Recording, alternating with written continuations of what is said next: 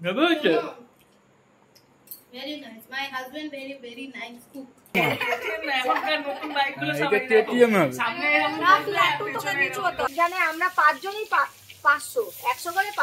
আমাকে lip liner ছাড়া lipstick পরলে না সেই শুকনো ভূতের মতন দেখতে লাগে। আজকে সোমবার দিন দুপুরবেলা আমাকে চিড়ে কেন দেওয়া হচ্ছে লাঞ্চে? কেন বল? Good morning and welcome back to our channel, to আমাদের দিনলিপি once again to a new video. আমাদের পুজোর শপিং মোটামুটি শুরু হয়ে গেছে। আপনাদের পুজোর শপিং কার কতদূর বাকি সেটা তাড়াতাড়ি আমাকে জানান, আর কে কে এবারে কিনছে সেটাও জানান। আমার তো ম্যাক্সিমাম পুজোটা মোটামুটি শাড়ি পরেই কেটে যায়, তাই বিয়েতে যে শাড়ি পেয়েছিলাম ওগুলো থেকেই দুটো হচ্ছে গিয়ে অষ্টমী আর ষষ্ঠীর দিন পরে ফেলবো, আর বাকি দুদিনের জন্য আমার জামা কাপড় রয়েছে। এছাড়াও একটা দুটো আরও পাওয়ার রয়েছে, সেগুলো হয়ে গেলে মোটামুটি আমার কমপ্লিট হয়ে যাবে। আর যে এক মাস পর পুজো, সেই ভাইবস আমি ফিল করতে পারছি না, আমার যেন সেই অনুভূতিটা এখনও আসছি না, নানা কারণে হতে পারে। আর দ্বিতীয় আপডেট হচ্ছে, গতকাল রাত থেকে ভোর অবধি আমার শরীর প্রচণ্ড খারাপ ছিল।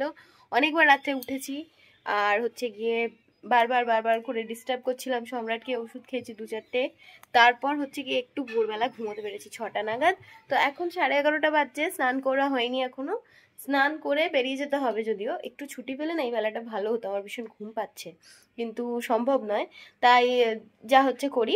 আর সেকেন্ড কথা, সেটা হচ্ছে আজকে আমাদের বাড়িতে কৌশিকী অমাবস্যার পুজো রয়েছে, কিন্তু বাড়িতে তো কেউ নেই, তাই এই বেলাটা কিছু সেরকম আয়োজন আমরা করতে পারছি না। বিকেলবেলা সন্ধেবেলা যখন সবাই তাড়াতাড়ি বাড়ি ফিরে আসবে, তারপরে হচ্ছে কি একটু হয়তো খিচুড়ি, তারপরে চচ্চড়ি, এই সমস্ত রান্না করে ভোগ দেওয়া হবে, পুজো করা হবে। ঠাকুর মশাই যদি পাওয়া যায় তো আনা হবে, আর না হলে হবে না, আর কি করা যাবে। ঠিক আছে, আমি স্নান করে আপাতত রেডি হই।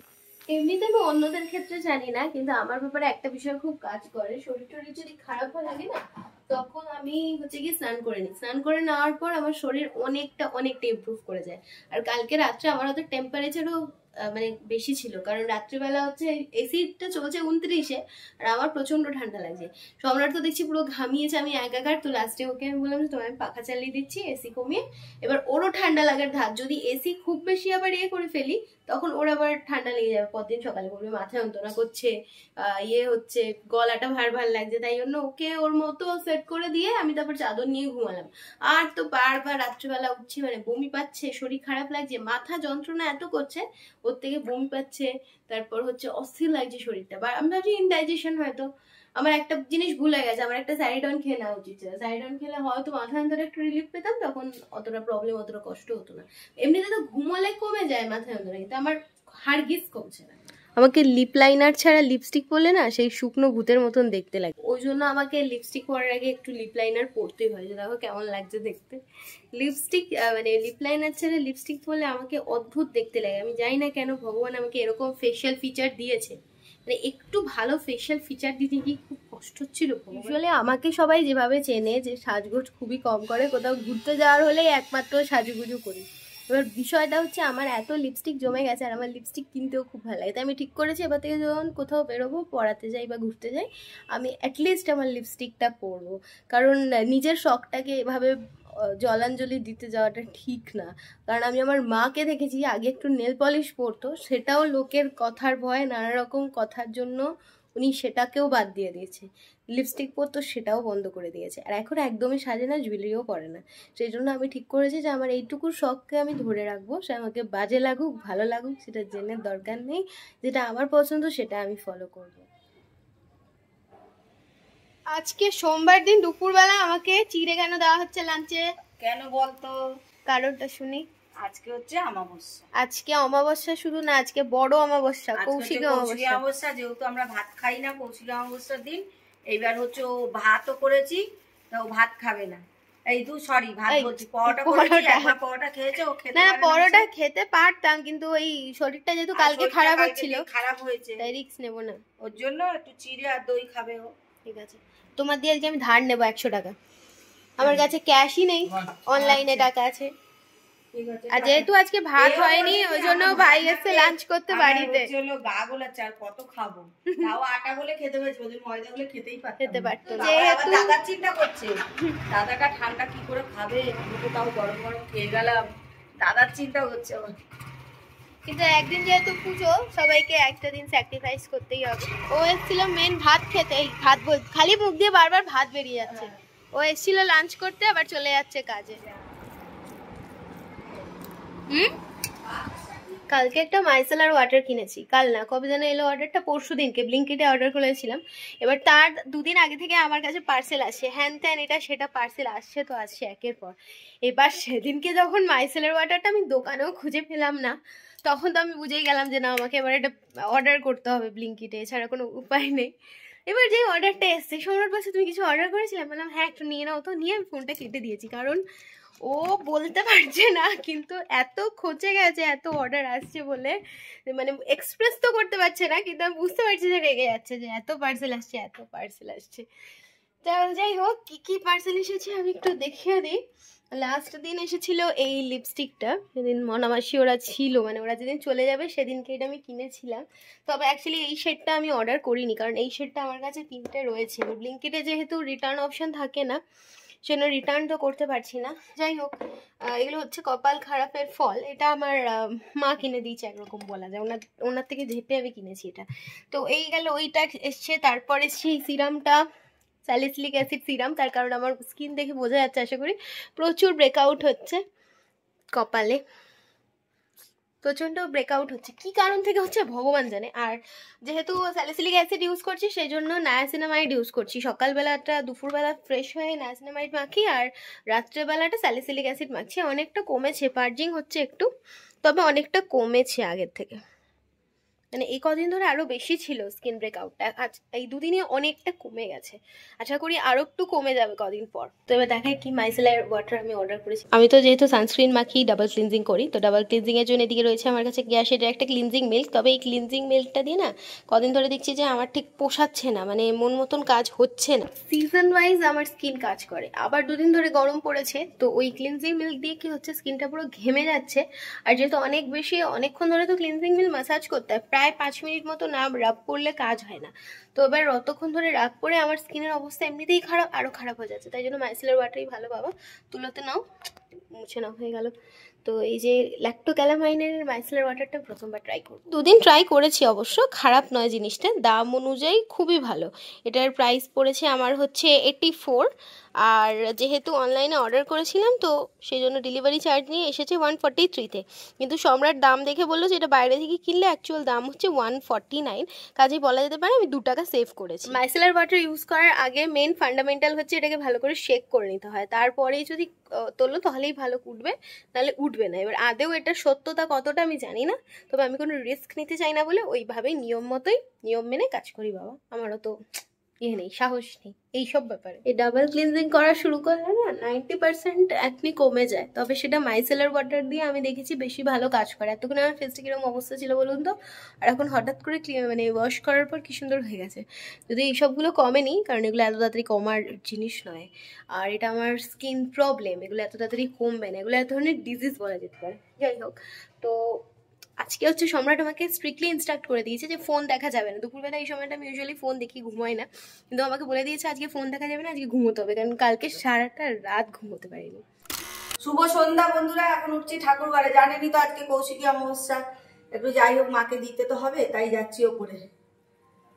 জাস্ট অফিস থেকে ফিরলাম, 5 মিনিটের মধ্যে ফ্রেশ হয়ে রেডি হয়ে নিয়েছি। ঠাকুর ঘরে আমাকে উঠতে হবে, কারণ মাকে আর আমাকে পুরোটা অ্যারেঞ্জমেন্ট করতে হবে। পেওনা এসে জয়েন করবে, তবে ওর আসতে এখনো 1 ঘন্টা। 1 ঘন্টায় আমরা অনেকটা কাজ এগিয়ে দেবো। চলুন মায়ের ভোগ কি কি হবে উপরে গিয়ে দেখাচ্ছি। উঠে গেছি মন্দিরে, আর মন্দিরে বলছিলাম না আমাদের পাখা লাগানো হবে। দেখুন পাখা লাগানো কমপ্লিট, গতকাল পাখা লাগানো হয়েছে। আমার মা ওদিকে মা সরস্বতীর জামা ঠিক করছে, আর এই যে বাজার দোকান সমস্ত সকালবেলা আমি করে রেখে গেছি। পাখা লাগিয়েছে বাবা মহারানীর, কি হাসি!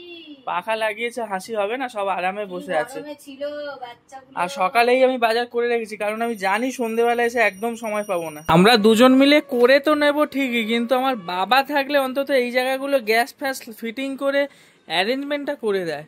এটা কিন্তু বিশাল চাপ হয়ে যাবে। মা জলও তো নেই ঠাকুরের। হ্যাঁ, ওই জলটা দিয়ে এই দুজন মিলে এইগুলোই চাপ, জোগাড় করাটাই চাপ, তাই না? গ্যাস ফ্যাস ফিটিং করা এখন সব করতে হবে। দেখুন না, সব এখন গুছানো, এইগুলো সব এখানে নামিয়ে ফিটিং কর। গ্যাসে করবে তো? হ্যাঁ, গ্যাসে না হলে দেরি হবে, ইন্ডাকশনে হবে না এত কিছু। আচ্ছা কি কি হবে একটু বলো অডিয়েন্সকে। দেখি ভাজার তুই কি কি এনেছি? ভাজা, চচ্চড়ি আর খিচুড়ি, আর মায়ের দই মিষ্টি।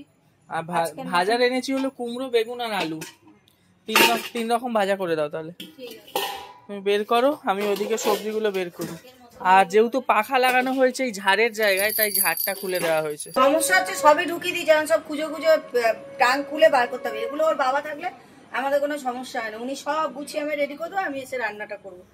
কিন্তু এখন দেখুন সব গুছিয়ে করতে হবে। আর গঙ্গা জলটা নিয়ে এখানে ছেটা। আর কি বলছো, ভোগ কিসে হবে? খিচুড়িটা এই হাইটায় এইভাবে রেখে দিয়েছি। এই বাবা মশলাগুলো তো এগুলো, এইগুলো সব লাগবে এখন। আচ্ছা খিচুড়ি কি আমি বানাবো?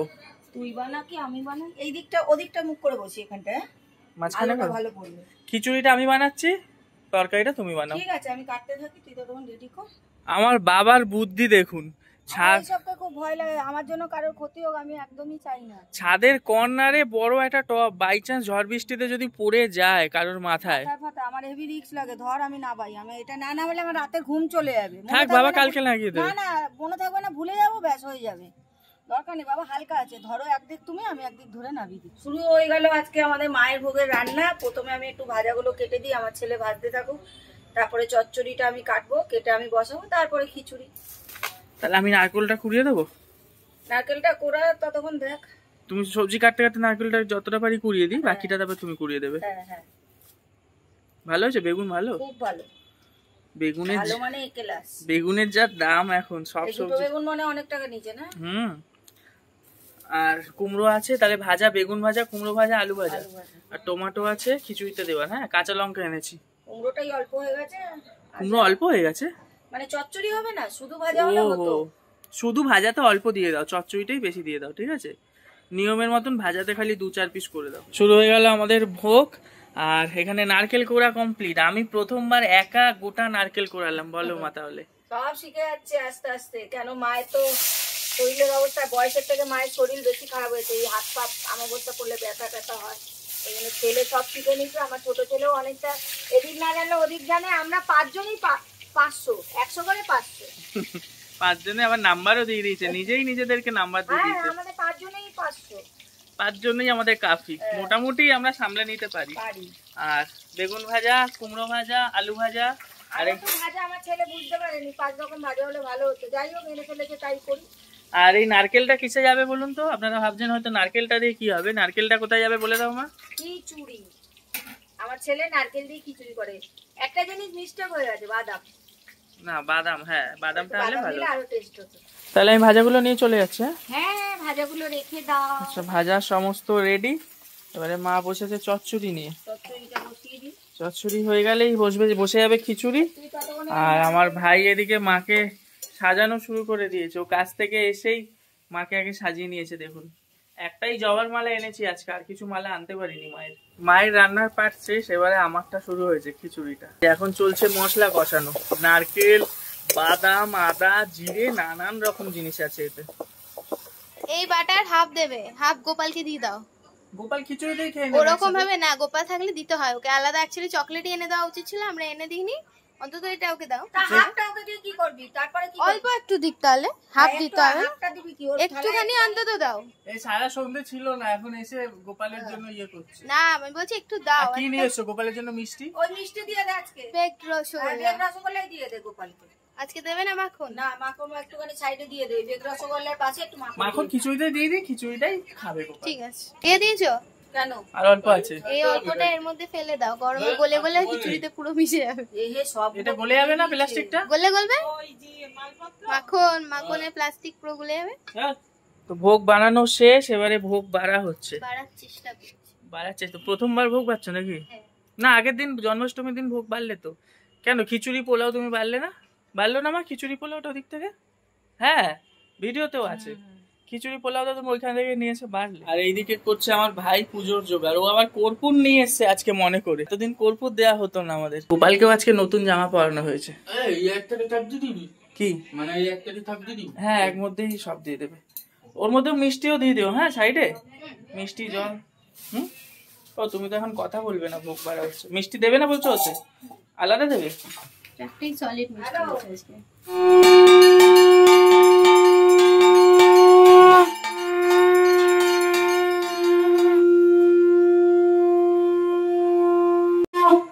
মা খাবে, এবার পর্দাটা দিয়ে দাও। পর্দা দিয়ে দে, পর্দা দিয়ে দে। হ্যাঁ, মা একা খাক আগে, তারপরে তুই খাইয়ে দিবি। আগে ওদের সবাইকে একা খেতে দে। আমাদের কালী পুজোর এই জায়গাটা আগে এবারে লাইট লাগাতে হবে। আগের বছর এই জায়গাটা অন্ধকার হয়ে গেছিল, মানে মন্দিরে যা লাইট আছে সাফিসিয়েন্ট, এইখানটা একটা লাইট লাগাতে হবে যাতে এই পোর্শনটা পুরো আলো হয়। না না, আগের বারে লাগানো হয়নি, এই আলোটাই এইখানটা এসেছিল।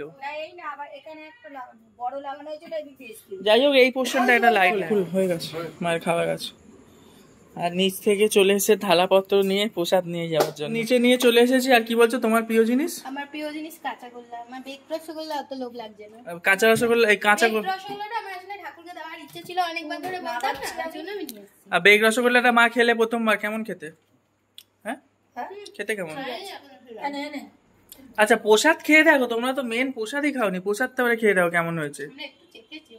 একটু ভালো করে বলো, যে রিভিউটা দাও, তরকারি দাও, ওকে রিভিউটা দাও কেমন হয়েছে। একটু বাঁধাকপি দাও, বেগুন দিচ্ছে আমাকে। এটা বেগুন দিয়েছি, একটু বেগুন পড়ে, এটা তেজপাতা তুলে দিলে। দেখেছেন তো? একটু খিচুড়িটা টেস্ট করো, রিভিউ দাও কেমন হয়েছে। একটু টেস্ট কর, ভালো আপনি খিচুড়িটা একটু খান, কেমন হয়েছে বলো আগে। খুব ভালো হয়েছে, বলুন কেমন হয়েছে। হ্যাঁ, সব রকম ঠিক আছে।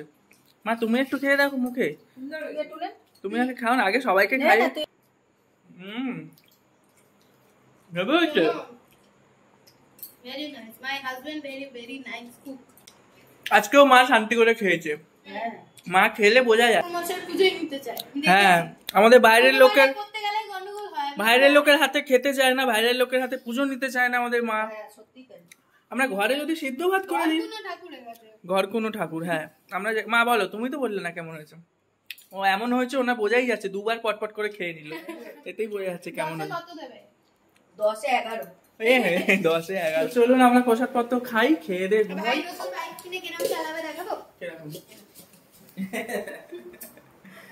তুই নতুন বাইক কিনে এরকম চালাবি? দেখ তোকে কি সব দেখাচ্ছে, দেখ।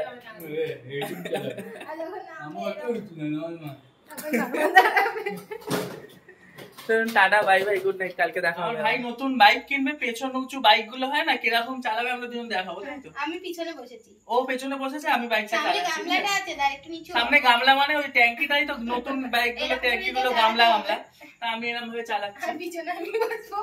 তুই যেটা বলছিস সেটা কেটিএম, এটা নরমাল। এখনকার নতুন বাইক গুলো এটা কেটিএম হবে। সামনে এরকম না, তুই একটু তোকে নিচু হতে হবে। ও ওটা উঁচু হয়। না, এরা তুমি আবার গায়ে শুয়ে পড়বে, দেখো এইরকম। হ্যাঁ